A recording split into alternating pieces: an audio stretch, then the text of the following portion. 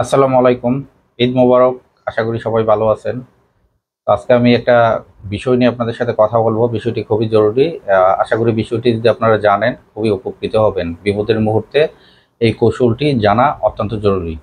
আচ্ছা, বিষয়টি হচ্ছে গিয়ে ধরেন একটা ধোঁয়াচ্ছন্ন রুমে কোনো একটি ঘরে আগুন লেগেছে বা কোনো একটি বিল্ডিংয়ে আগুন লেগেছে। তা আপনি একটি রুমে আটকা পড়ে গেছেন। ওই রুমে হচ্ছে প্রচণ্ড ধোঁয়া হচ্ছে।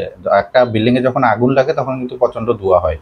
তো সেক্ষেত্রে ওই রুমে যদি আপনি আটকা পড়েন সেক্ষেত্রে আপনি কিভাবে বাঁচবেন এবং কিভাবে হচ্ছে গিয়ে ওই প্রতিকূল মুহূর্তে আপনি বের হয়ে চলে আসবেন। আচ্ছা, নাম্বার ১ প্রথমে হচ্ছে গিয়ে আপনাকে যেটা করতে হবে সেটা হচ্ছে ওই রুমে যদি কোনো কাপড় থাকে বা আপনার পরনে যদি কোনো কাপড় থাকে, এই কাপড়টি খুলে যদি কাপড়টি ভেজানোর কোনো ব্যবস্থা থাকে কাপড়টি ভিজিয়ে সোজা মুখে এভাবে চেপে ধরবেন। চেপে ধরে আপনি নিঃশ্বাস নেবেন।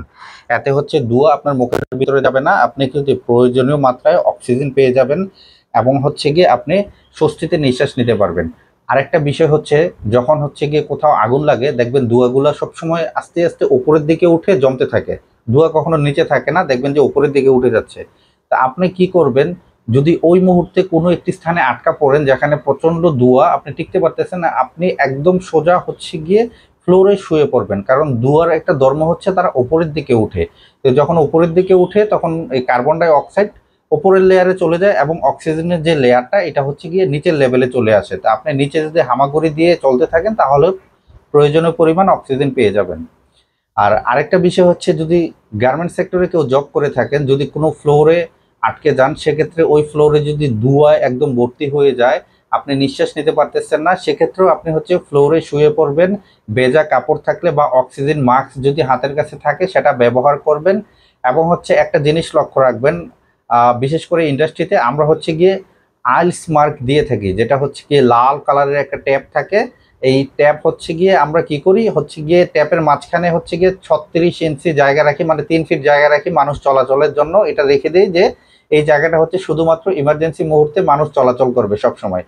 এই ট্যাপটার একটা বিশেষত্ব হচ্ছে যখন হচ্ছে রুমটা অন্ধকার হয়ে যাবে, ধোঁয়াচ্ছন্ন হয়ে যাবে, তখন হচ্ছে দেখবেন যে এই ট্যাপটার মধ্যে হচ্ছে গিয়ে এক ধরনের পদার্থ দেওয়া থাকে যেটা হচ্ছে রেডিয়ান নামক। এই পদার্থের কারণে ট্যাপটাতে কি আলো ছড়াবে।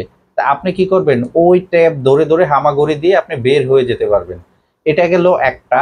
এবং দ্বিতীয় নম্বর হচ্ছে যদি আপনার শরীরে আগুন লেগে যায় সেক্ষেত্রে আপনি কি করবেন, শরীরে যদি আগুন লেগে যায় সেক্ষেত্রে হচ্ছে গিয়ে আপনার দুইটা হাত এভাবে নেবেন, নিয়ে মুখের উপরে দিবেন এবং মাটিতে শুয়ে পড়বেন এবং গড়াগড়ি করবেন। যতক্ষণ না পর্যন্ত আগুন নিবে ততক্ষণ আপনি গড়াগড়ি করতে থাকবেন। এই দুইটা বিষয় আপনারা শিখে রাখবেন, আশা করি খুব কাজে আসবে এবং বিপদের মুহূর্তে আপনি হচ্ছে গিয়ে মোকাবেলা করতে পারবেন। ধন্যবাদ সবাইকে এতক্ষণ যাবৎ আমার আলোচনা শোনার জন্য। আমি পর্যায়ক্রমে বিভিন্ন বিষয়গুলো নিয়ে ধাপে ধাপে আলোচনা করব। আসলে একসাথে আলোচনা করলে ভিডিওগুলো লম্বা হয়ে যায় এবং হচ্ছে গিয়ে এটাতে হচ্ছে গিয়ে মানুষের ধৈর্য কমে যায়। আজকাল হচ্ছে গিয়ে যত শর্ট ভিডিওতে মানুষের ধৈর্য তত বেশি থাকে। তো আসসালামু আলাইকুম, ধন্যবাদ সবাইকে।